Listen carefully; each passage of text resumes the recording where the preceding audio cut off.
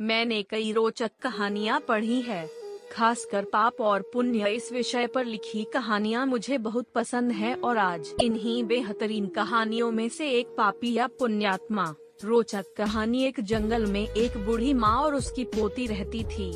बूढ़ी माँ काफी परोपकारी स्वभाव की थी।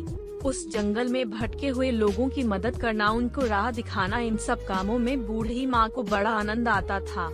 बूढ़ी माँ ने अपना पूरा जीवन अच्छे कर्म किए थे, यानी कि हम उस बूढ़ी माँ को एक पुण्यात्मा कह सकते हैं। दोस्तों, जहाँ अच्छाई है वहाँ बुराई भी होती है। इसी जंगल में 4 लुटेरे लूटमार करने के लिए भी आते थे। इस जंगल से गुजरने वाले लोगों को मारना और उनके सारे पैसे व गहने लूट लेना, यही इनका काम था।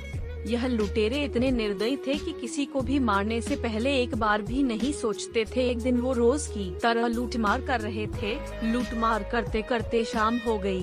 बिजली की चमकार और बादलों की गड़गड़ाहट के साथ जोरों से बारिश होने लगी। वह चारों लुटेरे जंगल में सहारे के लिए इधर उधर भागने लगे। अचानक उनको बूढ़ी माँ की कुटिया दिखी और वह उसकी की कुटिया के पास पहुँच गए। चारों लुटेरों ने तय किया कि जब तक बारिश हो रही है तब तक इस कुटिया में रहेंगे और बारिश बंद होते ही बूढ़ी को मारकर उसका सारा धन लूट लेंगे। उन्होंने झूठ बोलकर बूढ़ी माँ से मदद मांगी। उसी जंगल में रहने वाली बूढ़ी माँ ने भी इन चारों लुटेरों के बारे में काफी कुछ सुन रखा था। उन्हें एक नजर में देखते ही बूढ़ी माँ ने उनको पहचान लिया। वह 4 थे और ताकतवर भी। बूढ़ी माँ कमजोर थी, इसलिए बूढ़ी माँ ने उन्हें ना पहचानने का नाटक किया। बूढ़ी माँ को यह भी डर था कि उसके विरोध करने पर कहीं वह चारों उसे और उसकी पोती को हानि ना पहुँचाए।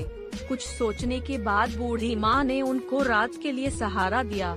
फिर बूढ़ी माँ ने सबके लिए खाना बनाया। भी जब खाना खाने के लिए बैठे तब खाते खाते बूढ़ी माँ ने पाप और पुण्य का विषय छेड़ा। डंडा हर एक जन अपने हिसाब से इस विषय में अपनी राय दे रहा था।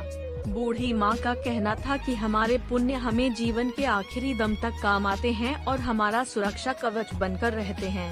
बूढ़ी माँ की ऐसी बातें सुनकर सभी चारों लुटेरे ठहाके लगाकर हंसने लगे। जाहिर सी बात थी कि चारों ही लुटेरे पुण्य की ऐसी बातों में विश्वास नहीं रखते थे, इसलिए बेधड़क पाप वाले काम किया करते थे। आखिरी में बूढ़ी माँ ने शर्त लगाई। वह बोली, बाहर बिजली गिर रही है, हर एक व्यक्ति उस सामने के पेड़ को छू कर के वापस कुटिया में वापस आएगा।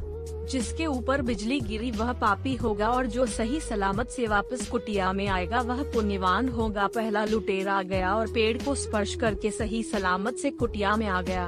ऐसे ही दूसरा गया, फिर तीसरा गया और चौथा गया और सभी सही सलामत कुटिया में वापस आ गए। अब बारी थी बूढ़ी माँ की और उसकी पोती की। बूढ़ी माँ के मन में डर आया कि वह चारों ही लुटेरे पुण्यवान निकले।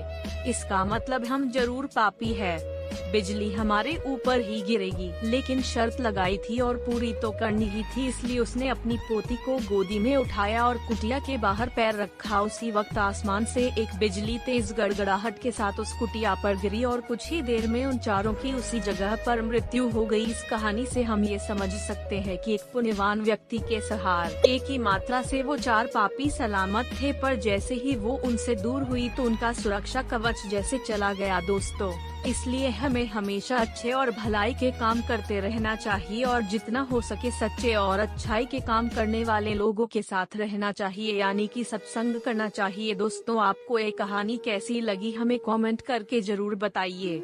दोस्तों, ऐसे ही कहानियाँ रोजाना सुनने और देखने के लिए चैनल को सब्सक्राइब जरूर कर लीजिए। धन्यवाद।